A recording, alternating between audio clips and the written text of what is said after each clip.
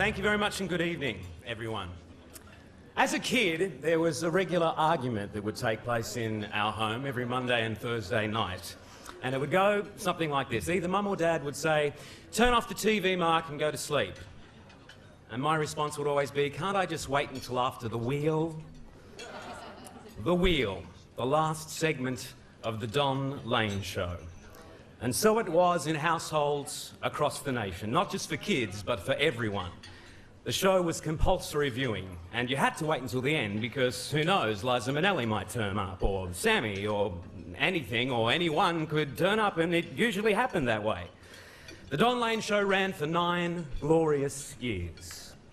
But we're not here to talk about Don Lane, the TV star, or the 13 Logies that he's won, including a gold Logie, and his induction into the Australian Television Hall of Fame. We're not here to talk about Don Lane, the radio star, who broke ratings records.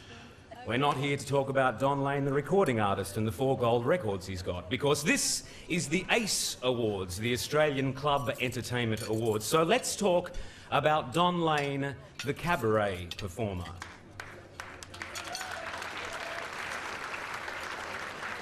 And to do that, we have to travel back in time just a little way. Don was born Morton Donald Isaacson on November 13th, 1933, at, believe it or not, the Manhattan Flower Hospital. The Flower Hospital, hence his mother's quip, "Yeah, he was born at the Flower Hospital, that's why he's such a bloomin' idiot."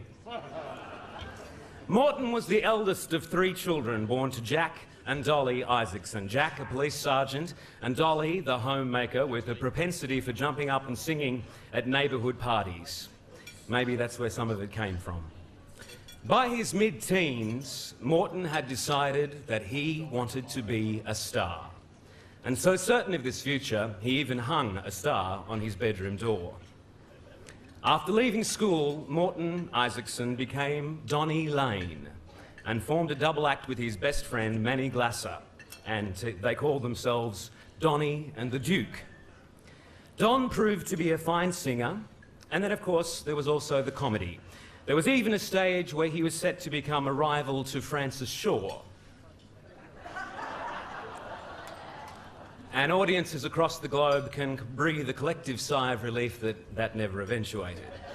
At age 21, Donnie and his friend Manny were drafted by Uncle Sam, but a life in the army didn't stop them. In fact, it opened up a whole new set of opportunities. There were all those army talent contests they could be part of.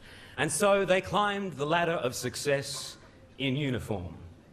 As fate would have it, Manny, or the Duke, was sent off to the front line, and Donnie was left with no partner. So Donnie seconded a new partner in the form of one Murray Levine. The new duo achieved great success, even an appearance on The Ed Sullivan Show. Eventually, Don and Murray went their separate ways, and Donnie became a solo act. For 7 years, he toured the east coast of America, performing at weddings, bar mitzvahs, anywhere to earn a quid. And then fate intervened. He was offered a contract at the Dunes nightclub in Hawaii. He had no money, and this was a gig, so with only $1.50 in his pocket, he arrived in Hawaii. His success was instant. One night, Australian television producer John Collins was in the audience. He was en route to LA to seek out a replacement for Dave Allen, who had decided to move on as host of Channel 9's Sydney-based Tonight Show. John Collins never got to LA. He found what he was looking for in Hawaii. He found Don. At 32 years of age, Don became the host of The Tonight Show, and the love affair between the Australian public and the guy we nicknamed the Lanky Yank had begun. Agent Richard Gray saw the appeal that Don had and begged him to come into his act at South's Juniors. For 4 weeks, the full house sign was the norm, as were the standing ovations at the end of each performance. Singer, comic, impressionist, master showman. The cycle of Don the TV star and Don the cabaret star ran simultaneously for 4 years. He was a major draw card and never left an audience wanting anything except more. In 1968, Don returned to his native America, but this time it was different. He knew the taste of success and ultimately conquered Vegas as a headliner. 5 years later, disaster struck Australia in the form of a cyclone named Tracy. A huge benefit concert was organised and a telephone call was made. Would Don come back to be part of the event? Without hesitation, he was on a plane. Whilst here, he was asked to guest host in Melbourne tonight. The ratings skyrocketed and the show was renamed The Don Lane Show. Again, the dual roles of TV host and cabaret star continued. Don sold out everywhere he appeared. Every club wanted him, and why wouldn't they? He was a guaranteed room filler. In 1984, Channel 9 axed The Don Lane Show. A sad day for television, and because of Don's personal desire to make a feature of local variety performers on his show, a sad day for our industry. Imagine what it might be like for us today if we still had a Don Lane Show on our television screens.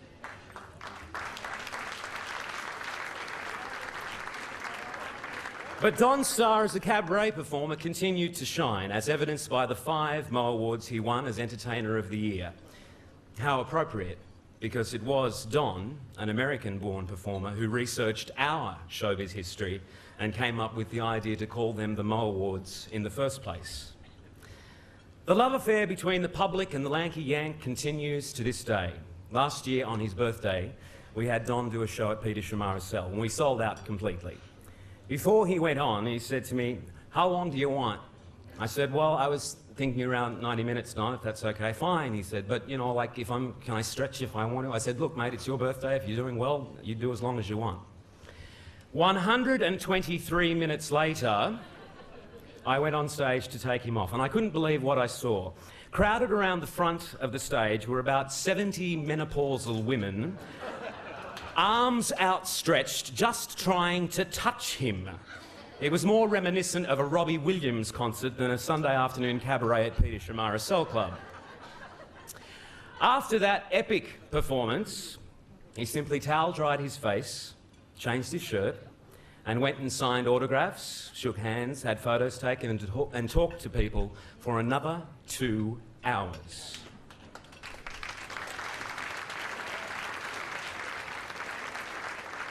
Always the professional, always the showman, always the champion of our industry, always our friend. Let's look to the screens and relive some of the magical moments in the life of Don Lane, cabaret superstar. Now, here's Don. Mr. Don Lane.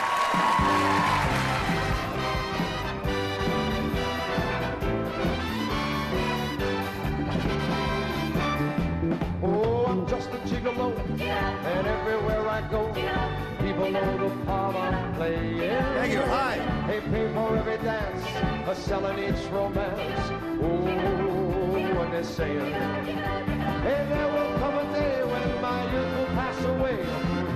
What'll they say about me? When the end comes, I know they'll say just a gigolo. Life goes on without me. Oh, I'm just a gigolo, and everywhere I go, people know the part I'm playing. They pay for every dance, selling each romance. Oh, what they're saying. And there will come a day when my youth will pass away. What do they say about me? When the end comes, I know they'll say just a gigolo. Life goes on without me. Look out now,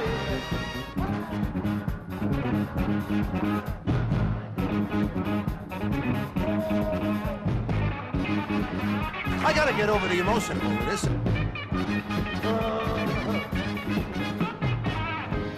John Travolta, eat your heart out. Oh, I'm just a gigolo, and everywhere I go, people know the part I'm playing.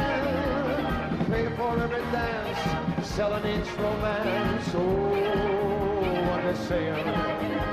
And there will come a day when my youth will pass away. What'll they say about me? When the end comes, I know they'll say just a gigolo. Life goes on without me.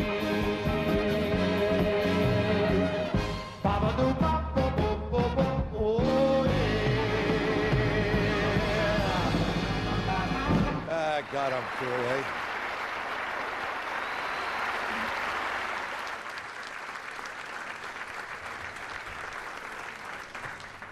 I remember seeing an interview with Liza Minnelli once, and she said, if you stay in this business long enough, and you work hard, and you're really lucky, you get to meet and work with your heroes. I've been lucky. I've got to meet and work with Don, but more than that, I've come to call him friend. So tonight, I must be really, really, really lucky to have been given the honour to present him with this award, the ACE Award for Lifetime Achievement. Please welcome back from Clubs New South Wales, Anne Fitzgerald.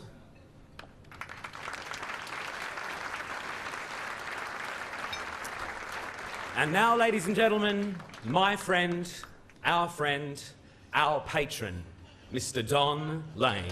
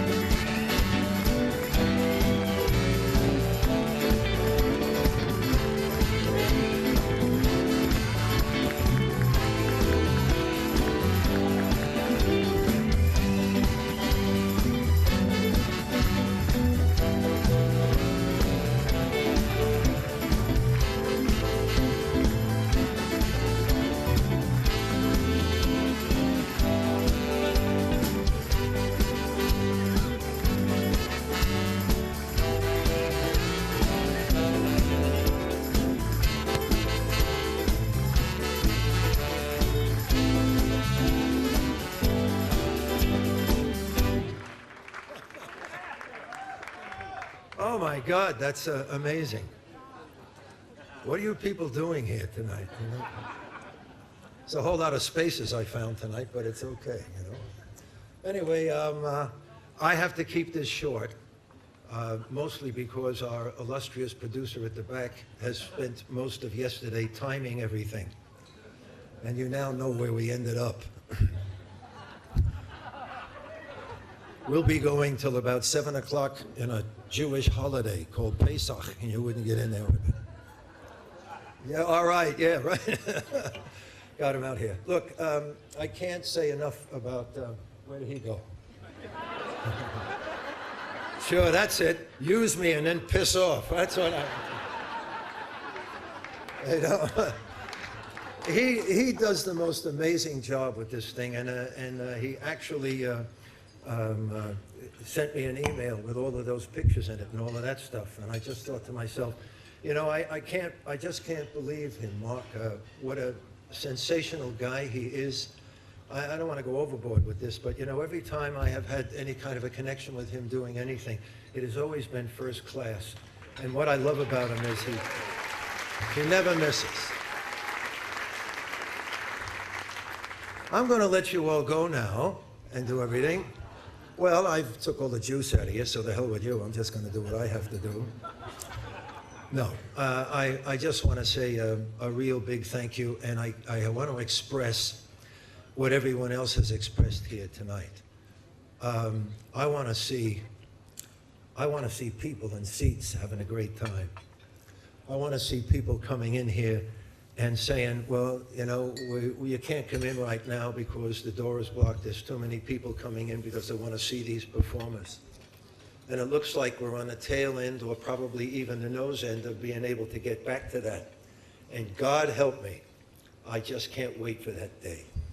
And I hope you are too.